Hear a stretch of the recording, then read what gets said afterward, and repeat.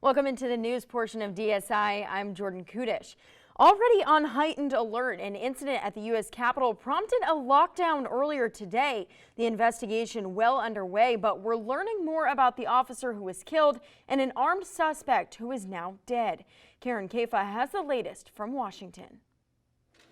One U.S. Capitol police officer is dead and another is injured after an incident near the U.S. Capitol Friday.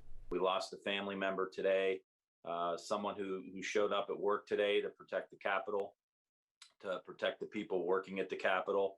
Officer William Billy Evans, an 18-year veteran of the Capitol Police, killed in the line of duty during an incident that locked down the Capitol complex. Officers responded to reports of a driver ramming a vehicle into two Capitol Police officers and a barricade on Constitution Avenue. U.S. Capitol Police said the driver exited the car brandishing a knife. The suspect, who is dead, was identified by federal and local law enforcement sources as Noah Green. Congress is not in session this week, and few lawmakers are working in the Capitol complex. Congressman Ro Khanna of California had just stepped out of his office when it all transpired. When I came back, I had frantic calls from someone on my staff saying, get away, there's an incident. And honestly, it did bring back memories of January 6th. The scene with the insurrection at the Capitol on January 6th still fresh in lawmakers, officers, in Americans' minds. This has been an extremely difficult time for U.S. Capitol Police after the events of January 6th and now the events that have occurred here today. So I ask that you keep our U.S. Capitol Police family in your thoughts and prayers. In Washington, I'm Karen Kafa. Capitol Police say the second officer who responded to today's incident is in stable condition. House Speaker Nancy Pelosi and President Biden have ordered flags to be lowered at half-staff. That's for the U.S. Capitol and the White House, respectively, in honor of Officer Evans. Now, there's still no motive as to why the suspect rammed his vehicle into a barricade outside of the Capitol. Well, in Delaware, state police are telling residents to be on the lookout after several mopeds were stolen in the Rehoboth Beach area. Police say no matter how long you're away from your moped, make sure to turn it off and take the key.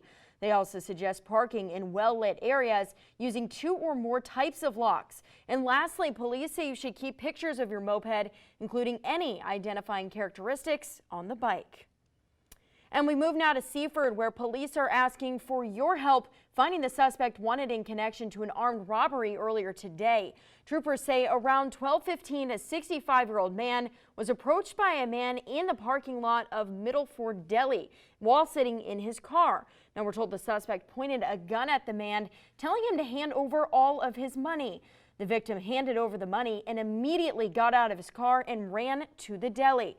The suspect then fled the scene in a white Nissan Titan pickup truck, and police are asking anyone with information on this incident regarding this to call the number you see right there on your screen. Well, it's been 2 weeks since the Atlanta spa shootings that have claimed the lives of 8 people. And as 47 ABC's Anissa Lopez explains, for some Asian business owners, the impacts of those murders are hitting too close to home. Roughly 20 mass shootings this year alone, taking lives in Atlanta, Boulder, California, and D.C. It's horrible. I don't understand how people can do it. I don't see violence ever being the best option for anything, but especially when you're targeting people for being who they are. In the Atlanta shooting, 8 people killed, 6 of them being Asian. Su Feng Lin, the owner of Mana Asian Cuisine, says seeing people of Asian descent targeted in this situation is painful. It's difficult to not feel angry and sad and also disgust. She says right now she's afraid of what is going on, especially for her culture. And when she locks up her business at night, she's taking extra precautions. When we go outside the parking lot, we have to watch as well. It could be happening anywhere right now. Lynn says as an Asian American, one of the hardest parts of all of this, trying to explain to her children what's going on and why people say and do hateful things. Hey, Mom, some people say Asians, some people say go back to your country. It happened to me for real in Salisbury a long time ago. During our interview, Lynn shared that social media and politics may play a role in how Asian Americans are treated. But she says she wants people to understand that they too are part of this country. We all same, we're not different. Why we had to feel like this way? I always ask myself. And going forward, Lynn, as well as others, want to see change. We have to spill the love, not the hate. And this is supposed to be. It's not asking, it's supposed to be that way. We all deserve to be safe and accepted in our own countries and communities, and I'm just really hoping that they will see a change soon and that it will get better. Anissa Lopez, 47 ABC. Lynn says it doesn't matter what color, gender, or race we are. She says we are all humans. She says as a business owner, it's nice to see her restaurant bringing people of all walks of life and enjoying food and each other's company. And of course, you can find more on this story on our website. All you have to do is log on to 47abc.com. Well, the clear skies and sunshine are supposed to be here tomorrow, so it'll be a great day for people who are participating in the Salisbury Marathon. Now, you may remember it was canceled last year because of the pandemic, but this year it's a go with some changes. Event organizer Jason Chance tells us some of those changes include not having open cups of water for racers. Instead, they'll have bottled water. The event will also be socially distanced, with runners being split up into multiple groups. Now, if you want to get more information on this race, you can head to runsby.com.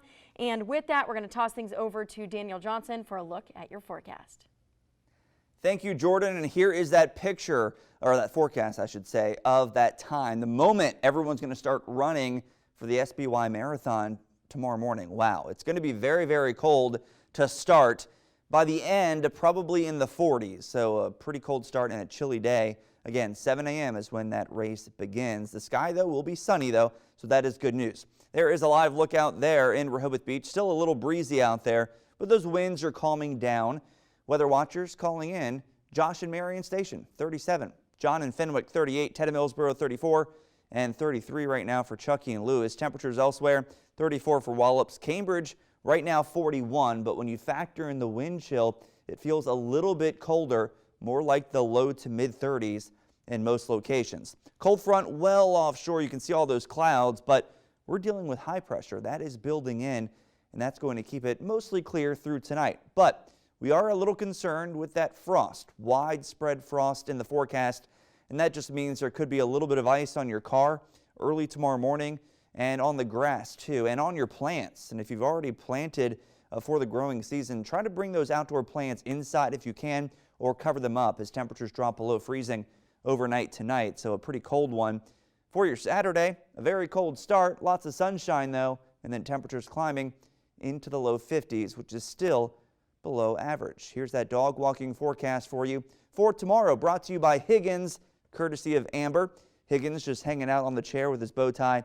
Love that picture. And again, a cold dog walking forecast early. Probably the best time to spend some time out there with the dogs during the afternoon as highs climb into the 50s with sunshine. Now, there are a few advisories on the water in the morning, but by the afternoon, no advisories. Looking pretty good, just slightly breezy with winds between 10 and 15. Futurecast shows lots of sunshine for tomorrow. During the evening, though, a few clouds begin to build. Those clouds could linger into your Easter morning. So if you wake up on Easter, maybe you're heading to church, or maybe you're just heading out for the day, and you see clouds, don't be mad at me because we forecasted sunshine. There will be clouds in the morning. By the afternoon, that's when I promise the sunshine is coming back. So overall, a very nice Easter weekend, and it gets even nicer on Monday as temperatures climb even higher. Let's talk about those numbers. 52 tomorrow, 64 on Easter itself. Again, maybe some morning clouds, then afternoon sunshine. 66 on Monday, bright sunshine. Mostly sunny Tuesday, upper 60s to maybe near 70. We keep it in the upper 60s on Wednesday, but clouds increase. A few isolated showers Wednesday, maybe a few Thursday morning. But our best bet for rain next week is Friday with a high of 64. So we begin to cool down a little bit for the end of next week with that rain. What about Ocean City? A chilly day on the boardwalk tomorrow. 50 degrees, 61 on Easter, 62 Monday. And the warmest day at the beaches will be Tuesday, 64 or maybe 65. All right, don't change the channel. We'll be back with more sports. You're watching DSI. Hi, my name is Fred Johnson, head coach at Lake Forest High School, and you're watching Delmarva Sports Insider.